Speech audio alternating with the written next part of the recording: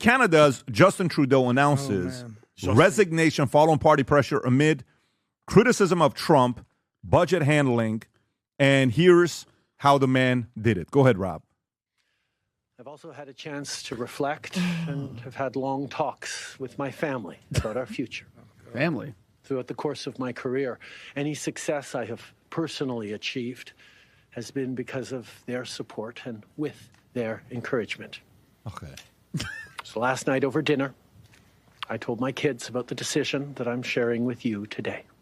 Get out of here. I intend to resign as party leader, as Prime Minister, after the party selects its next leader through a robust, nationwide, competitive process. Last night, I asked the President of the Liberal Party to begin that process. This country deserves a real choice in the next election, and it has become clear to me that if I'm having to fight internal battles, I cannot be the best option in that election. You're right, Rob. You can pause. Honestly, this is plenty. So let me just say a couple things here. He faced plummeting approval rating and mounting frustration over inflation and cost of living issues, compounded by threats of U.S. President Donald Trump, who proposed a 25% tariff on Canadian imports. Trudeau resignation follows the abrupt departure of Finance Minister Chrystia Freeland, who warned that Trump's policy of aggressive economic nationalism would define us for a generation and perhaps longer. Tom. So Justin Trudeau's been in power for a decade, and everything went downhill after COVID. That's when it happened. The policies he took and the impugns that were on the economy and on the people of Canada, it all started there with the COVID policies. If you go take a look at the approval, look, okay. The disapproval rate, oh, wow. In 2019, he wins the election, and then all of a sudden, what COVID happens right after that, and here goes the disapproval rating. Look at it.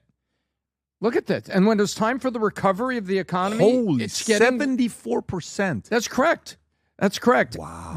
And by the way, right before our election, November of 2024, in Montreal, there was a seat that had been Liberal for 34 years. It went Conservative. In Toronto, it was a special election, I believe, in September. There's a special election that was Toronto, August, Montreal, September. But these two special elections, these were seats. This would be like Nancy Pelosi losing in an election in her district, and it's because of the leader. That's what happened. And guess what's on the mind of Canadians? Inflation, the border, and economic strength going forward. Wow, does that sound familiar to some of the polling here in the United States? And then he comes down here. He's supposing, now that it's all come out, he had hasty meetings with his cabinet and came down to see Trump and proceeded to mishandle the private conversation, not the dinner table where we all saw the picture of everybody. Remember at the dinner table we saw it?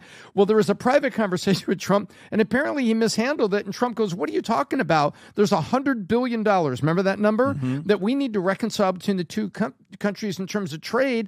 It says, how about if I just put a tariff on you and we'll fix it that way? So Trudeau came down here with no answers. He goes back up to Canada and gets his ass kicked in the media, in Parliament, and guess what? But it was already, this was just the last straw. Actually, it's the last half of a straw. The Trump thing is the last half of a straw because they all want better trade agreement with the United States. They all want better energy policy with the United States, and they want inflation to go down. And the Canadian dollar, US dollar used to be rather close together. Right now, it's 72 cents on a Canadian dollar. That's what you give them if they hand you a Canadian dollar here in the US. You give them 72 cents. So it's way far apart. Interesting. And now, Polyev, and that's how I'll teach you how to pronounce it. Polyev, say eating the apple. Say Polyev. Polyev. He is the conservative who is probably going to win because Trudeau is heading for the worst national election defeat in Canadian history. They didn't see any scenario where Polyev was less than 66%. Yeah, he just did a podcast with Jordan Peterson, which I thought it's great. I'm glad he's out there. I think he's a little bit pompous and arrogant. I think he needs to get out there a little bit and do a little bit more talking. Agreed. Because he's got great policies. But Glad to see him out there talking. 4 days ago, gets 2.7 million views in his podcast with Jordan Peterson. He should do more of podcasts like that. Well, there's a lot of us that are happy that certain things about January 6th and about COVID have come out. Canadians are very happy that things have come out because it was a horrible step that was taken against the Canadian truckers. They were all supposed to stop. They tried to turn off their bank cards, their ATM cards, all of this, and it was horrible. And that was the last straw moment with Canada. It's like, wait a minute, you're like a dictator? The truckers were protesting, and then they said, well, if they're going to protest, we'll turn off their bank. They're like, whoa, wait a minute. You're doing what? That was the last straw moment. And from that moment, the economy hasn't gotten better. And this is it. So he can call somebody, Adam, phone a friend if he's got any. Adam, but it's over. I'll just give you the bottom line. Justin Trudeau has been a dead man walking, really since the last year. This vote of confidence basically was coming whether he liked it or not. The once golden boy rising star of Canadian politics who basically entered office, I believe, in 2016, right when Trump took office. When he came in to office, his approval rating skyrocketed. It was about 65%. Now he's leaving office like a slap shot to a Canadian hockey puck with the lowly 22% and a 74% disapproval rating. Nobody likes this guy. Everyone I talk to in Canada on Manek, shout out to all our friends on Manek, every single person, they're like, hates him. How the hell do I get out of Canada? Yeah. What can I do? How can I move to Florida? I said, listen, talk to Ron DeSantis. But everyone in Canada is trying to get out of there. I know feminists in Canada that are like, he's the worst. How do you lose feminists in Canada? It's so funny you're saying this. Literally, the last Manek I did, driving here, was with a fellow named Matthew Ablakin. Okay? I know Matthew. You know Matthew. I think he's of course. Syrian, and he asked me a question about Justin Trudeau. I made a video, and it's on trending topics on, what do you call it? Yeah, Manek. And it's specifically about Trudeau. Justin Trudeau in Canada. Yeah. And nobody has good things to say about this point. Trump has been, he said, I don't like my military captured. I don't like my president's woke. So this guy's the wokest guy out there. He's the poster boy for progressive politics. Now, keep in mind, this Pierre guy is a pro-choice guy, and he's a pro-same-sex marriage guy. Yep. Oh, yeah. So is he really conservative? He's definitely a conservative. He's going to be the head of the Conservative Party. I've been following him for a little while now. He's probably I think he's more of a libertarian. Yeah. By the way, if you look at Polymarkets right now, Pierre Poilievre has a 90% chance of being the next Prime Minister, 90%. Yeah. And the Conservative Party has a 94% of having the most seats. Yeah. But numbers don't lie. We all know what the approval ratings of Trudeau are at this point. By the way, crying like a little bitch. I said this in the last podcast. Earmuffs, if you got kids in the room. The guy's a total fag. And that doesn't mean he's gay. I actually think he's straight. Just a total fag. When you say that, tell me what you mean when you say that. That means, you ever seen the episode of South Park? Yeah, we played it. Okay, did we actually play it? Yeah. It means, all right, they give it an example. If you ever see a guy riding a Harley Davidson, being really loud and honking and waking everybody up in the middle of the night, what's the first thing you think? Fag. So, and then the guy asks, I don't even know if we can play this, can you? Probably not. Don't play it. He says, well, I'm gay. I don't do that with my Harley Davidson. He goes, am I a fag? He goes, no. Well, listen, the one time you said it, you said it. You keep saying it's annoying me already. Like, I'm sorry, but it's true. Listen, I get that. Okay. You can have other, and that's my word for him, Pat. I'm sorry. I won't say it again. Okay, go ahead, Vinny. But I think it's kind of offensive. You ever see when word. Justin Trudeau corrected the lady when she said, excuse me, how can we help mankind? He goes, I have the video.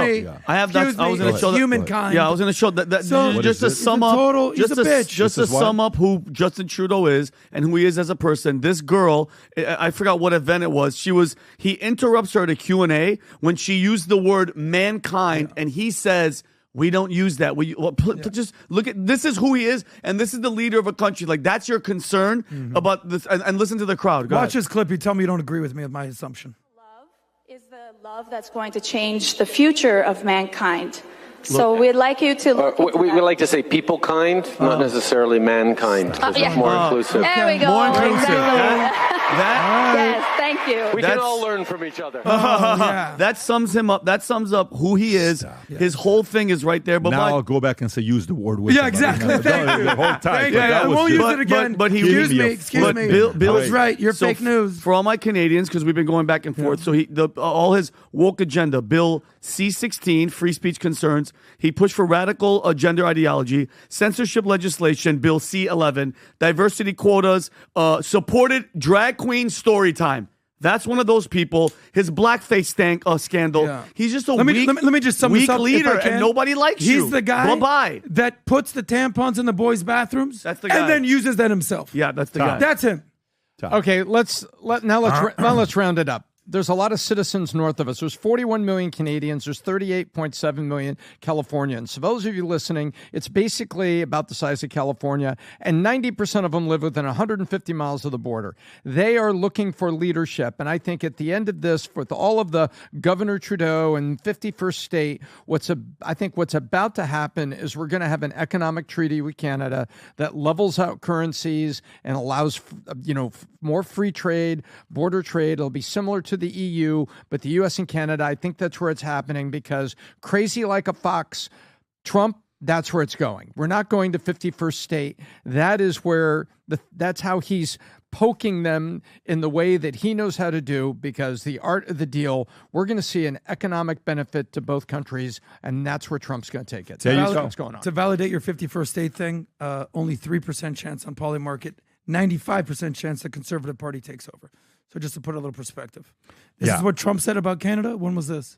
This was the 6th. So yesterday. Many people in Canada love being the 51st state. The United States can no longer suffer the massive trade deficits, subsidies that Canada needs to stay afloat. An EU-type agreement addresses all those things when you read the list. An EU agreement checks all the boxes. All right, let's go to the next point. The era of progressive politics. Let's go to this side of the world.